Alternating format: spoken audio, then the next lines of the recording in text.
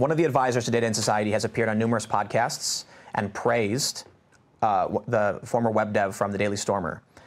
She was heavily criticized for this, has tried coming out and making like, you know, oh, no, it's just my research. But there's a podcast from, I believe it may be from WNYC, where she's talking about, oh, this neo-Nazi guy, it's all just jokes. It's all just LOLOL, the big swastika on his chest and all these things. It's just funny, haha. And that's one of their advisors. So if they want to lay accusations towards me because I kid you not, one of their accusations was that in a video, someone walked past me. I was at a party at VidCon where there's thousands of people I've never met. I showed up to do an interview with a guy, and as someone's talking to me on their camera, someone was like walked in after the fact, and she says that connects them. It's like, okay, I never had a word to that person. I've never met them. I just saw them at a party, and we didn't even shake hands. Your organization has an advisor who has appeared on shows and praised an actual neo-Nazi.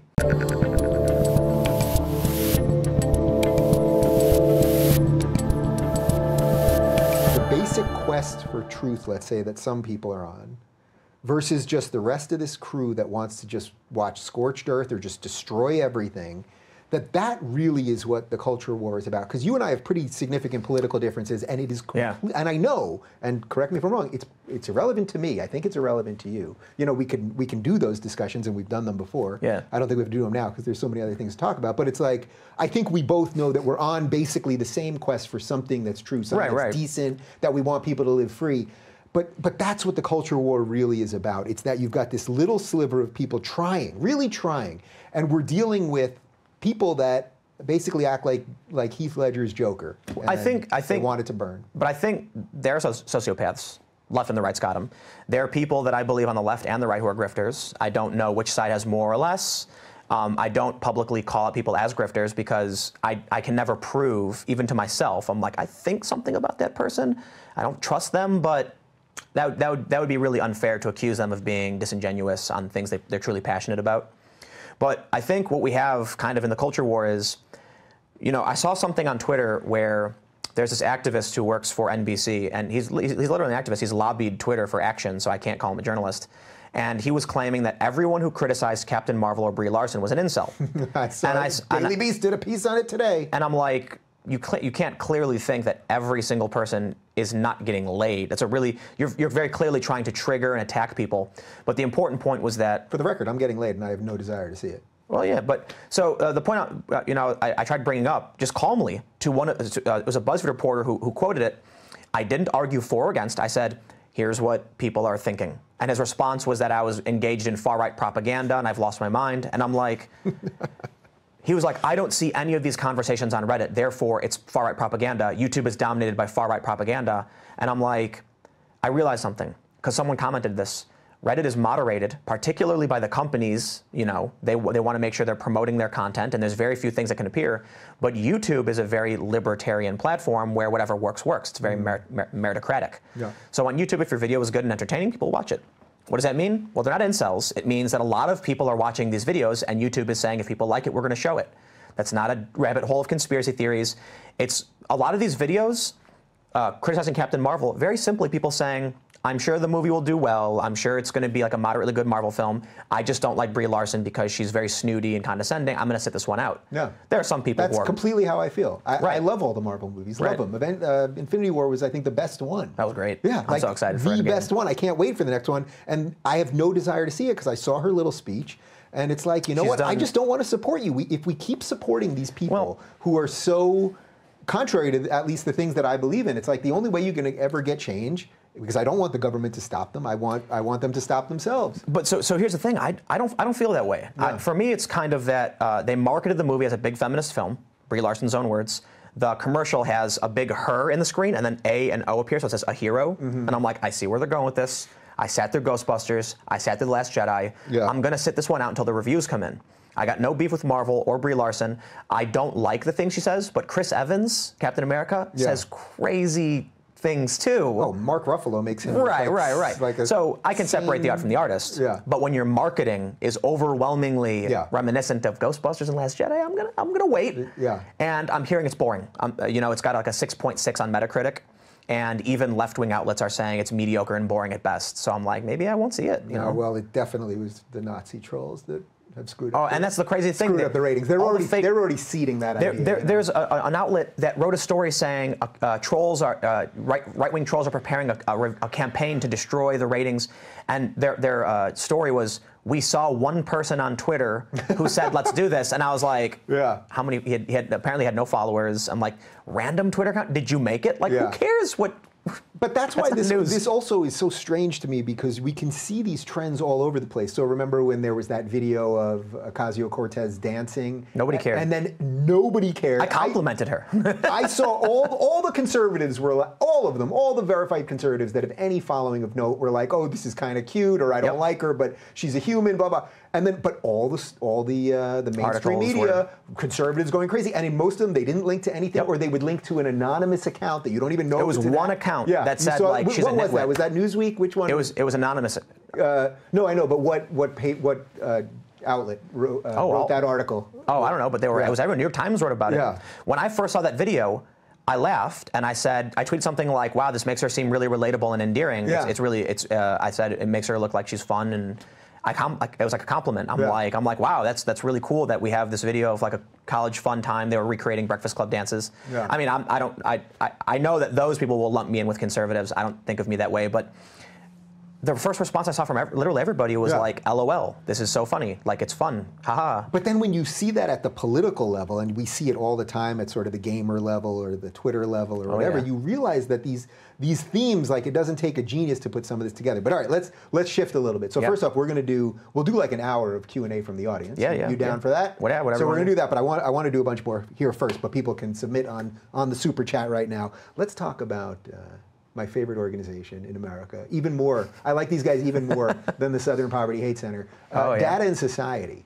Oh, the conspiracy theory organization. Tell me a little bit about Data and Society. They put up a chart, the Alternative Influencer Network. Well, they're directly associated with they're directly connected to the Daily Stormer. That's a fact. And I've mentioned this in the past, and people on the left had the same reaction that we have to their conspiracy theory crime web.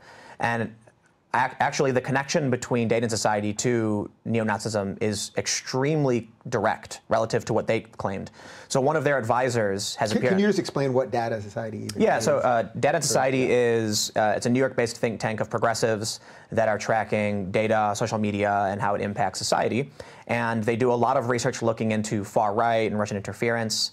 One of the people, this is great, and I hope they're listening. I have an insider who's been feeding me information. And I know they're working on like a Russian document right now, and the woman who's writing it tweets every 3 minutes about some nonsensical conspiracy theory. And I laughed. I'm like, it represents them very well. But I hope they're listening, and they know that somebody inside their organization has sent me like. So I also know that they've admitted the connections in their report, the Alternative Influence Network. A direct quote sent to me was, "Some of these are not factual." So I have, and that's how. So they admitted to you that the report was debunked. Well, I don't want to say there were errors related to me. I mean, basically, it was just a bunch of names. I'll say this: I have been fed insider information, and one of the statements given to me by an individual, not from them, but through someone associated in a certain capacity. I'm trying to be very careful not to expose. Was a quote: "Some of these are not factual," and there's more there. But that was So ultimately, I just whatever.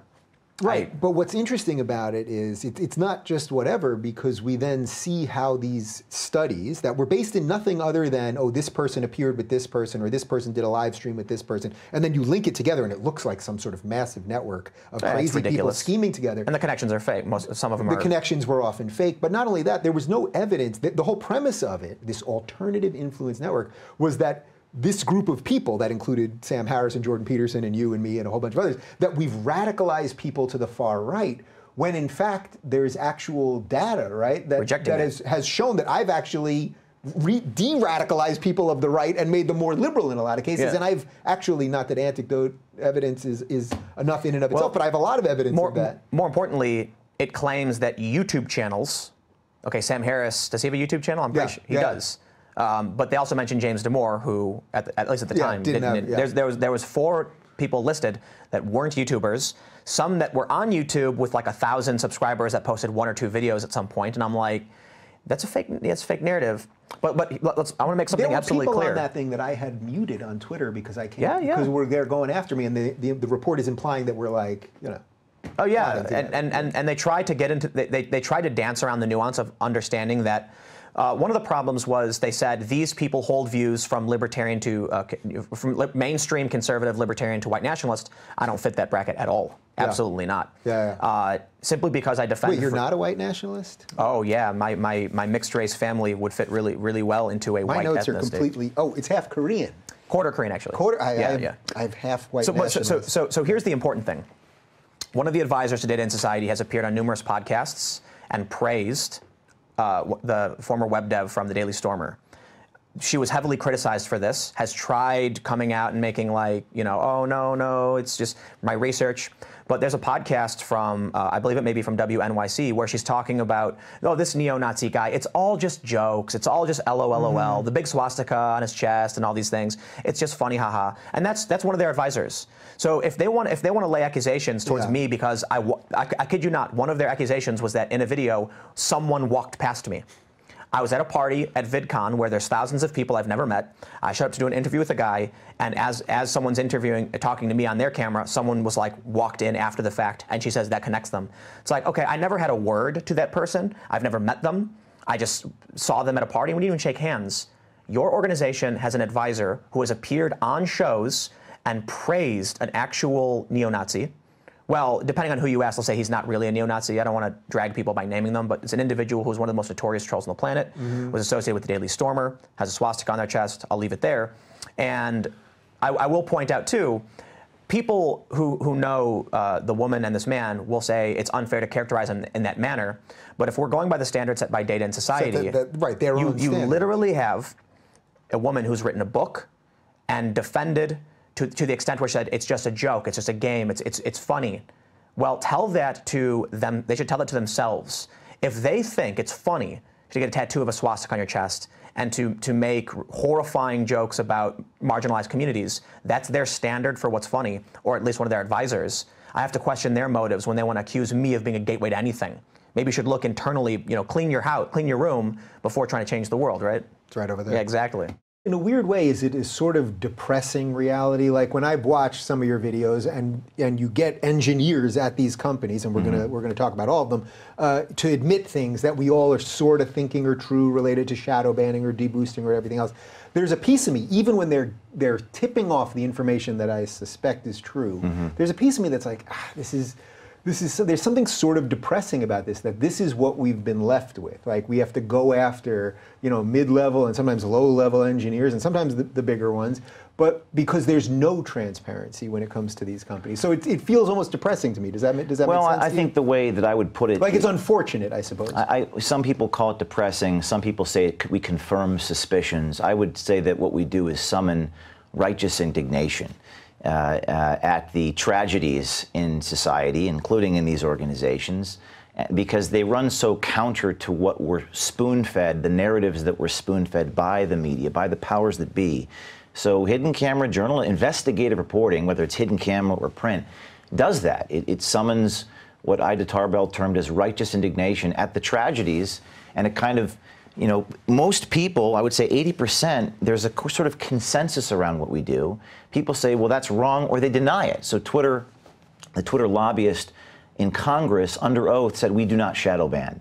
When his engineer clearly said, what we do is shadow ban. And I don't know if we do that anymore. That's what the engineer said. Clearly meaning that he had shadow banned people. So it's perjury to lie under oath, and these hidden camera videos really show people what's going on. It angers people. I think the world is more polarized than it was 10 years ago, so maybe that 80% consensus is going down. Yeah. Are you worried at all, though, that we'll always be videotaping each other and that there will be nothing that's private? I mean, even now, if I go out to dinner, like I'm aware that I'm some level of a public person, and sometimes people recognize me, and sometimes I was at the airport and it was very obvious to me that I was sitting with somebody, but that the guy next to me clearly knew who I was, and he was on his computer, and the whole time I kept thinking, this guy could be recording me, and just this endless Big Brother thing, even if the intentions of what you're doing I do believe to be good. Are you just worried about just that general state of we're all going to be recording each other all the time, there will be nothing private? I'm not worried at all. I mean, there's an element of risk every time you interact with strangers and you talk to them.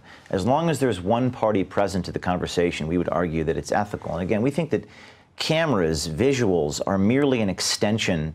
I mean, I could disseminate what you tell me in private. I could write it down and shout it from the rooftops. Upton Sinclair, when he wrote The Jungle, he saw everything, and then he ran back to his hotel and wrote it all down. So surely society would rather a situation where I accurately capture what it is that you told me, and I have to use cameras. They indemnify me because people call me a liar. They say that didn't happen. So I have to record the incidents because they would say that it did not happen the way that I reported it. And I also think that there are lines that we can't cross. We don't go into people's bedrooms. We try to stay away from the really personal, intimate, sexual details about people. But this is a revolution that's aimed at the power structure, at this establishment, the powers that be, not against private citizens. And I think there is a duty, there is a responsibility that investigative reporters have not to put people on blast unless it really meets a compelling public interest.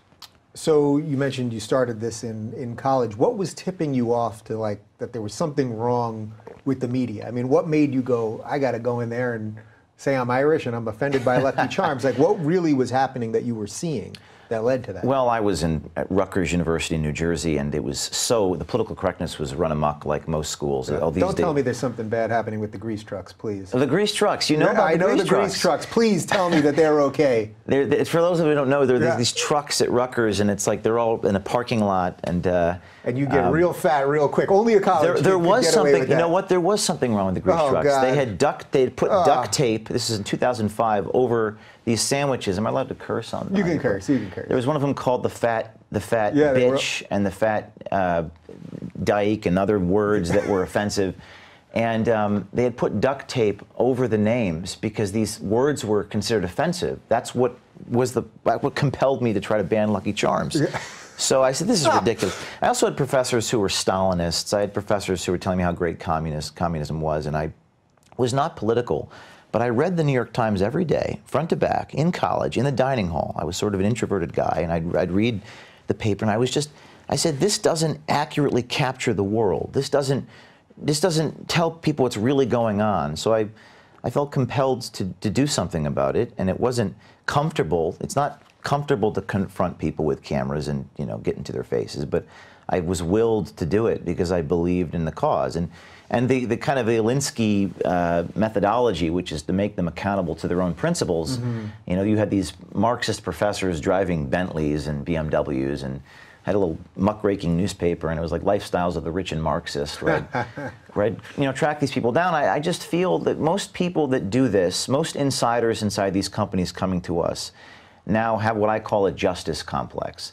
They think that there are things wrong with the world, and they feel compelled to do something about it. It's hard to explain, but I'm sure you know people who have this complex, and these people are willing to basically jump on a grenade, to wear a camera, to film their employer, some cases violating their own non-disclosure agreement, because they believe the public has a right to know what they're seeing. Are you shocked at the amount of people at these big tech companies who now are willing to speak? Because, I know insiders that I get some information from. I'm talking about Google, Facebook, Twitter, that really these things have become so huge that now their own people inside them are going, whoa, what did we help create here? I'm not We've got a Frankenstein monster. Have you been to Menlo Park, and you go to San Francisco, and I was there because I did this Facebook story, this insider inside Facebook, and I went to try to locate these engineers and ask them for comment, and there are just these buses, just hundreds of buses filled with millennials,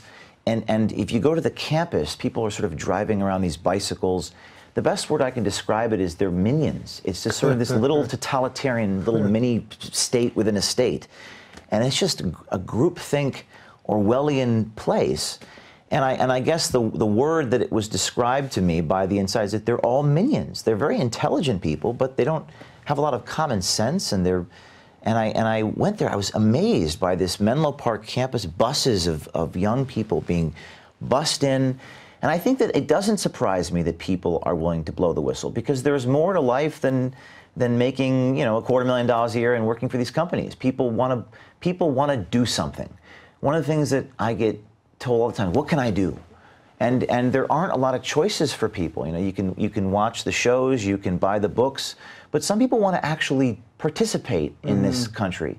And solutions are increasingly, outside the scope of government. The legislative process does not seem to solve things. So there needs to be a different counterweight. There needs to be a different solution. And I would say that 0.001% of people are like, put a camera on me. That's a lot of people, by the way. Yeah, right. We're talking about a lot of people at the end of the day. One of the things that I'm realizing now that I'm back on the grid is I spend so much of the time on my show just cleaning up lies. Just AOC said this, it's a lie. CNN said this, it's a lie. Kavanaugh, everything they said was a lie. Covington kids, all the stuff that you've covered, obviously. And I'm just a little curious, first off, like how bad you think really like the CNN, MSNBC, New York Times, WAPO machine is on one hand, but on the other hand, just like a little insider stuff on how you guys go about doing your show on a daily basis. Because I know your producers a little bit, and obviously I go on the show, and I find that you do the show in a way where it's like, you're almost doing like it almost feels more like a book than a TV show, where it's like each day you're doing something and then you sort of pick up the next day and pick up the next day. And I'm trying to do something similar here so that everything doesn't feel like this disconnected lunacy that everyone else is in. I'm just wondering a little bit about like the nuts and bolts about how you guys decide to do what you're going to do. Well, I'm a writer, so that's how I think, in terms of chapters and, serials. This is a story, giving you one installment today, another tomorrow. It's just how my brain works. But as a practical matter, I wake up not too early, I hope.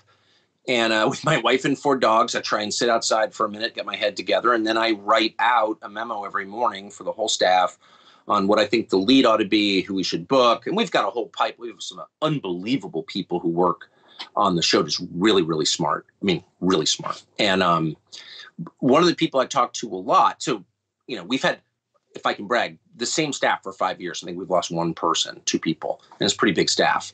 And they're all in. They're so clever. They're so creative. They're so interesting. But one of our head tape guy is a guy called Tom Fox. The guy's just a freaking genius.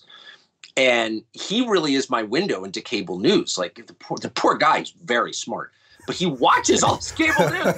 So he's constantly texting. He drinks a lot, I'm guessing. What? He drinks a lot, I'm guessing. I don't. He seems pretty sober, but I mean, maybe he's on pills. I don't know. But I I sit there with my, stupid glasses on and my phone, and I'm looking at it. I'm like, I honestly can't believe that. I cannot believe they would say this. So basically by like 11:30 in the morning, I've sketched out what I think the show should be. In my mind, it's always because, again, I was a reporter and a magazine writer. I think in terms of the lead, my editor used to say to me when I was a kid, get in the lead. They're like, but what's the lead? Like, how do you open it up? What's the theme? And I try to, as an exercise that I've always, that I learned as a kid and I've always used, sum it up in a sentence. What's it about? Our first segment usually goes 20, 25 minutes. What's it about? One sentence. It's not about 8 things. It's about one thing. How would you summarize it? And that's a really helpful organizing principle for putting it together. And then, right around 5 o'clock, I try and take a sauna every day because I think it's really important. Nice. As Scandinavian, I'm true to my people. And I think about it in the sauna. Then I go out and I think about it more. And then I sit down around 5, have a cup of coffee, and I start writing the lead. And so that's basically it. But the media stuff is so shocking to me because I worked at CNN for years, and I hosted a couple shows there, several shows there. And then I was the main anchor in MSNBC for 4 years. I got fired. But, I still have a really good friend who will remain nameless, who works there, just a wonderful person, really good guy. And I have a couple of friends at CNN. So not a ton, 2. But anyway, I know that world really, really well. And the biggest surprise for me in one sentence is how illiberal they are. I always imagine they're liberal networks. No. I'm liberal. Okay. In the sense that, like, I believe in the Enlightenment and I believe in the Bill of Rights. And I think we do have rights. They are not liberals. They are defenders of the powerful, which is the much graver sin. Like, you can have silly politics. I get it. I've had silly politics. Maybe I do now. People make mistakes. But defending the billionaire class, blaming everything on like working class white people who are like, by far the most shafted people in America. Look at the suicide rate. Look at the death rate. I mean, it's measurable, but everything's their fault. It's insane. CNN ran a piece today saying white supremacists are applauding the Taliban. And it's like, okay, I don't even know what they're talking about. Who are these white? But leaving that aside, it's like, what are you really saying? You're saying the real problem with the withdrawal from Afghanistan was not terrible decisions that the Biden administration made or the Pentagon made, or that our entire foreign policy establishment, bipartisan, made for 20 years. No, the real problem is some guy in Alabama who's got unauthorized views. It's like, maybe you should stop attacking these people because they are the weakest people in our society, and you're doing it in order to defend like the shittiest people in our society, but also the richest and the most powerful. You're the Praetorian Guard for the most powerful people. Like, how can you live with yourself? I mean that. That is so immoral. So what do you think the answer to that question is? How do they, when you have to cover some idiotic thing that Stelter said or Cuomo, just these clown people, when you have to cover it, right? Or Don Lemon, as you call him, like how do you think they live with themselves at this point when they just lie again and again, and we have the internet to expose the lies? If this isn't 20 years ago when you were on CNN, and we couldn't expose things, we can expose it now and they still do it. Well, I guess I would ask myself, like, I mean, I lie. If I'm really cornered or something, I lie. I really try not to. I try never to lie on TV. I just don't, I don't like lying. I certainly do it, out of weakness or whatever. But to systematically lie like that without asking yourself, like, why am I doing this? So if these people ask themselves, why am I doing this? You say, well, because I want to protect the system, because I really believe in the system. Okay, who's running the system? You're lying to defend Jeff Bezos? Like you're treating Bill Gates like some sort of moral leader? Like, are you kidding? Like, how dare you do that? How dare you use your power to protect and guard the powerful, even as you put your boot on the neck of the weakest people? Some Catholic school kid from Kentucky? It's like a parody. Are you kidding? He's a child. And you're using your power to crush him, to wreck his life. Like that shocks me. And I have to say, there have been many times in the 25 years I've been in TV where I think, are we using this like very substantial power that we have to put pictures on the screen to hurt weak people? And I have done that inadvertently over the years because I got carried away. But I really try not to. And everyone who works on our show is very aware of like the most basic rule, which is don't piss down. Don't attack people beneath you. If you're going to, take a punch, make sure it's upward. Someone who's richer, stronger, more powerful, in charge of more things than you are. Punch up. Like that's just like a life rule. And people who punch down are the worst. They should have no power whatsoever, in my opinion. Well, what do you think about the big tech element then? Also, that going forward, that at least, even though they did nothing, I mean, I kept saying this the whole time. You guys are having these hearings, and it's great to see Ted Cruz, who I totally like and respect. It's great to see him grill Jack, but you guys are doing it 6 days before an election, and we're pretending that this isn't theater. Are you worried that, okay, Trump was sort of the last thing that was stopping big tech from doing whatever it might want to do? I don't know exactly what it wants to do. But now, without that threat of we're going to regulate you, whatever it might, break you up, stuff that I don't particularly want them to do, are you worried that they're just going to go all in and silence the real resistance, which will be, the remaining free thinkers? Yes, I am worried about that. I don't have the solution to that either. I am worried. I think one of the sad things, but the realities over the past 20, 25 years is the Republicans have shown themselves to be very good at winning elections. Maybe not in this particular case for the White House, but in general, they win elections and very bad at fighting the culture wars.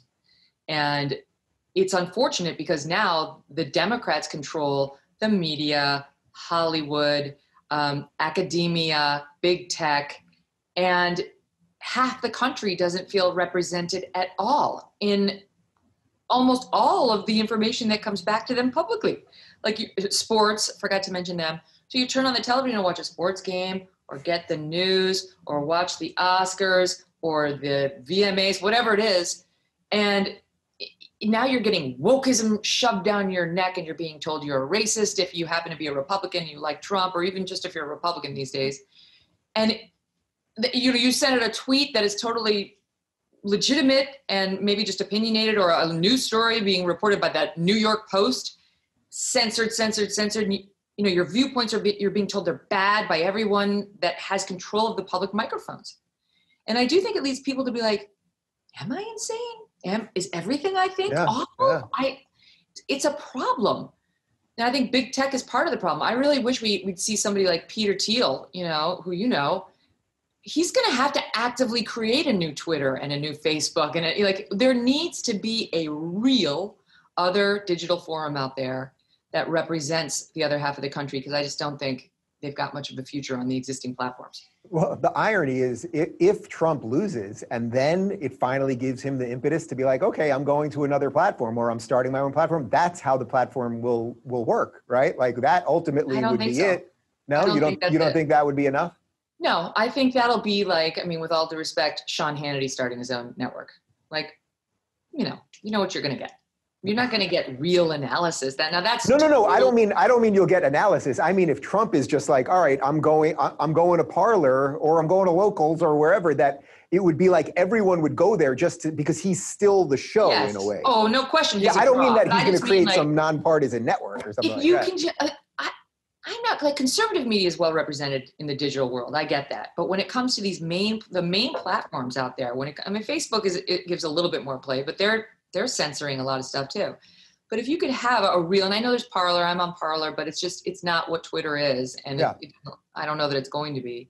You need a real player with a lot of money to create the platform and back it, and somebody with a spine of steel like Rupert Murdoch to say, I don't need to be loved at the cocktail parties. I'm going to let this be a real forum for mainstream conservative thought. In other words, we don't need Alex Jones on there, okay? Right. But Dave Rubin does not need to get censored, right? And I that's my only thought, because you're not going to change Jack Dorsey. You're not going to change Facebook. You're not going to change these big tech organizations for whom it's deeply ideological.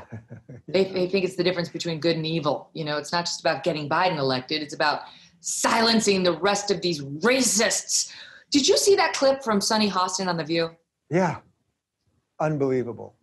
That embodies how they think, the left wing. And I don't even mean progressives. I know you used to be one. Yeah. Most progressives I know are totally normal and mainstream, and they don't believe in any of this nonsense. It's the, quote, left with a capital L, who are insane in the way they see the other half of the country. And Sunny Hostin just put it on display, where it was like, at least half the country, I'm not going to say they're racists. Yeah. But they're racist. I'm not going to say they're racist, but at least half the country voted for him, notwithstanding his racism, his sexism, his xenophobia, his transphobia. And then another woman on the panel, Sarah, I don't remember her name, but she was like, how can you say that? People vote in their own self-interest all the time, pocketbook issues and so on. Doesn't make them bad, doesn't make them racist. And the response was, no, because this is about we the people, and we are supposed to behave as a collective and do what is right. It's one of those things, Dave. I was like, oh my God, I wish so badly for the first time in my life that I were sitting on The View. I would have loved to said to her, I get it totally. And just out of curiosity, I'm wondering, because there's a lot of people who really feel like, for example, abortion is murder and it's actually killing babies. And that's wrong. And what would be right would be to ban it outright. And if you don't support that, you are on the wrong side. You're in favor of murder. And we, the people, respond you to behave as a collective, right? I could go on for, give me 5 other examples, the outrage. And by the way, let's look at the southern border. The people down there who have had family members killed by people illegally coming across with drugs and weapons, who have lost jobs, to people who are here unlawfully in the country. They have real reasons for wanting a great border wall and for cracking down on illegal immigration. And if you don't support it, you're the one who doesn't care about life and the well-being of your fellow citizens and we the people. Who died and made her king of we the people, right? But do you think that's how they think? The left. But do you think they'll ever stop that thing? Like that, in many ways, what you just described there, that is the thing that the rest of us are fighting. We don't have to make it about Sunny, but that thing, And it's been so successful. And as we're talking, potentially is about to dethrone Donald Trump. Why would they stop doing it? They're not going to. They're not going to. I mean, I agreed with the headlines this week that said wokeism was dealt a blow during this election because you saw, his numbers, as you pointed out, with all these minority groups go up. The minority groups like him more than they used to, not less. Like 4 years of ubiquitous media coverage telling them he's awful, racist, bigot, all this stuff, and that they're awful if they like him. So that didn't work. Oh, and by the way, I mean, even just today, there was a congressman, a Democratic congresswoman who was saying, defund the police killed us. That is why we went down in the House instead of up. And if we don't abandon that ridiculous messaging, we're going to see a bloodbath in 2 years. So wokeism, the messaging was proven to be a failure when it comes to electoral politics. But that won't deter them. That's not going to stop anything. For the reasons I was saying. It's ideological. It makes them feel like better people, superior. I don't know if it's their guilt, if it's just the virtue signaling makes them feel great about themselves in bed at night when they judge other people and decide they're all bad. So we're going to have to deal with it. And the people who don't believe in this BS culture, and there's so many people in the center right who don't either. Look at the Harper's letter. Look at people like Andrew Sullivan who hated Trump, but he's completely taken a stand against this baloney. They're going to have to speak up. The people who are against it, I know they're afraid. I know you can get fired now for the most ridiculous reasons. Trust me, I know. We're going to have to start taking risks. Otherwise, we're all going to go down. We're going to go down together on this war. I spend more of my time, I think, talking about the press and the mainstream media more than I do about politics specifically. I actually find that far more interesting. It's like politics sort of is what it is, but it's the filter that's more interesting to me, because that's what shapes how we all act and behave and think about all of it. Yeah, it fascinates me. I think, one of, I guess, my deep frustrations is the fact, I brought accountability from the podium. I obviously had a massive platform to do it. CNN, MSNBC had to report on the things I was saying, even if they contorted it. But now, being in the private sector, the megaphone's less, and it's easy you don't have a Republican press secretary to let go all of these stories that have been proven false, that day in and day out, I told the press, so I was blue in the face. No, Trump, there were not Russian bounties on the heads of troops in Afghanistan that Trump ignored. No, he did not gas and pummel protesters to take a photo shoot at the church. These things have now been proven false, but there's just virtually no reporting. There's no megaphone like the White House podium to shout that these narratives are false. But I think the best thing viewers can do is share with your friends, hey, no, that Lafayette Square thing, yeah, that didn't happen. It wasn't as reported. The Inspector General found otherwise. The COVID lab leak theory Trump was so crazy to proffer, in fact, now looks to be true, or at least plausible. So, I think we've got to have accountability even in the aftermath. And that means all of us using our tiny megaphones to create a very big one. Did any of the lies get to Trump? I mean, the very fine people one, to me, that's what Joe Biden used in his campaign launch video, that Trump defended the neo-Nazis. And it's like, no, he literally said, I am condemning the white supremacists and the neo-Nazis. When he said fine people, he meant fine people on both sides of the debate about statues, generally speaking. Did any of that get to him, or he was just like, that's what it is? Yeah, I think, he's so used to, at this point, 4 years in, he was so used to the tired, old, false, defamatory labels of you're a racist, you're a bigot, all of this. Like, he was used to those narratives. I think the only time that I really saw something get to him, and I'm sure that got to him in the raw heat of the moment, years prior before I came.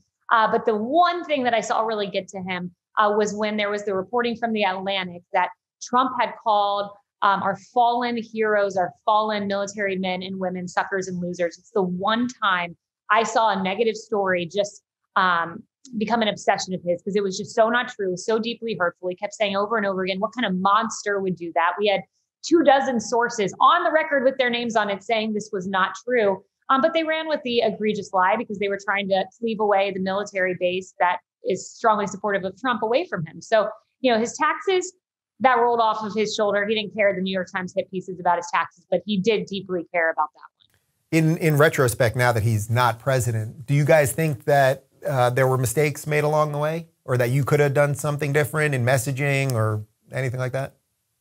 Looking back, I don't think so. I'm very proud of the work we did. Sure, anytime I wish I would have had more time to deal with the Woodward story, but I can't help when CNN drops something. You know, I'm someone who, the thing that I like least is when I don't have time to prepare. I had the thick binder, obviously. So, you know, I'd spend hours and hours and hours. So when there was a new story, I'd regret not having extra time to prepare. But no, I don't think anything I said was a mistake. I'm very proud of what we did. I'm very proud of what President Trump did.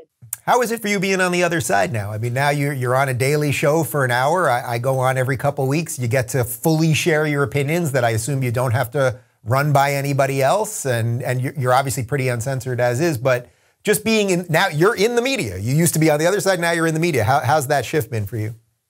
It's a lot of fun. It is. But, I guess being in this each and every day in a different way, I sit beside Harris Faulkner and I see what an amazing journalist she is. And you've been on with us on Outnumbered and how painstaking she is and getting her details and her facts right. And I guess it's just even a little bit more frustrating to watch how a good journalist operates and then to have to report on how the bad journalists operate, like Cuomo, if you can call him that. Or Don right. Lemon. No, you can't. Well, you can use air quotes, then you can. Air quotes, exactly. But no, I love it. I mean, being in the private sector is a lot of fun. I get more time with my daughter. I get to come on Outnumbered with you and podcasts like this. So it's a different vibe for sure, but a fun one. Are you enjoying the collapse of CNN the way the rest of us are? I mean, you have to talk about it. When I was on Outnumbered last week, we talked about it with all the Cuomo nonsense. It's kind of what they deserve. Yeah. What's weird is I was at CNN for a year and a half and it was during the 2016 election. So I know these guys pretty well. Every single night I sat on the set with, it was Anderson Cooper usually, but I would go on often to do Don Lemon. I'd wake up and do New Day with Chris Cuomo. So it's weird because I knew these guys. It's kind of it's your comeuppance, if you will. I mean, I remember being on with Chris Cuomo and a lot of people have forgotten, but we had a rather viral exchange where he demanded that I call President Trump a liar, demanded. It went on for 20 minutes. And then he ended by saying, "You've lost all credibility with our viewers. I don't think we can ever have you back because you won't call Trump a liar." And it's just so ironic now to know that he was lying to his viewers about using his media contacts, but yet he was this paragon of virtue, shouting down Trump campaign personnel because he was so noble and forthright and honest. And clearly that was not the case. Yeah. What do you make of just sort of what's happening broadly on the right now? It seems to be it seems very wide tent to me in some ways. And then it also feels well, as we get a little closer to the midterms and then to 2024, depending on what Trump does, it could all be meaningless, whatever we're seeing right now. Yeah, look, obviously 2022 is the most important, and that will determine, I think, a lot of what happens in 2024, because it should be a total shellacking of Democrats next November and Republicans take back the House and hopefully the Senate as well. But assuming that plays out how most people think it will play out, we'll see if Trump decides to throw his name in the arena. I think he's going to be a very difficult candidate to beat, given that he's got sky high popularity in the Republican Party and an incredible track record. He had 4 successful years. And you can just contrast that to the 1 year of Biden. That's pretty clear. But we have the great thing, we have the deep bench in our party. We have Ron DeSantis. I mean, he's the best, literally the best. And yep. Tim Scott's incredible. I mean, the list goes on and on. We've got such a deep bench. And you compare that to Biden and Vice President Kamala Harris, who is now, like a madman attacking her staff verbally and vastly incompetent. So these two aren't it. And they're looking to Pete Buttigieg. But outside of this, handful of 5 people, who do they have? They have no one. And we have a really deep bench. So we'll see. The voters will ultimately decide. But between Trump, DeSantis, Tim Scott, many others, Pompeo, a great bench. So I've been asking everybody this, but are you surprised how quickly this thing got so bad? I mean, we're only 11 months into this and supply chain shortages, obviously all the stuff with COVID, mandates, just, gas prices, inflation, the whole thing, across the board. I just don't know where you could point to something and be oh, no, it is going well. I have to say, I am rather shocked. And for the first few months of the Biden administration, they were trying to put on this act of the adults are in the room now. Rest easy, breathe easy. We have brought back politeness and friendship with our allies, and we're going to be praised by Macron of being back on the world stage. And they had a lot of people fooled for about 4 or 5 months. And then Afghanistan happened. And I said at the time, this is a turning point. Unmistakably, this is a turning point for this administration. And from Afghanistan, the polling started to go south. And then everything else started to crumble bit by bit by bit, to the point where today I see the Wall Street Journal poll 41% approval, 30% among independents. So I didn't think it would get this bad this quick. And in addition to that, have voters totally wake up and say, wow, we recognize how bad it is. And for those kind of numbers to be here in December, it just shows you it's not just the pundits noticing, people are really feeling it at home. If you're looking for more honest and thoughtful conversations about the media instead of nonstop yelling, check out our media playlist. And if you want to watch full interviews on a variety of topics, check out the full episode playlist. They're both right over here. And to get notified of all future videos, be sure to subscribe and click the notification bell.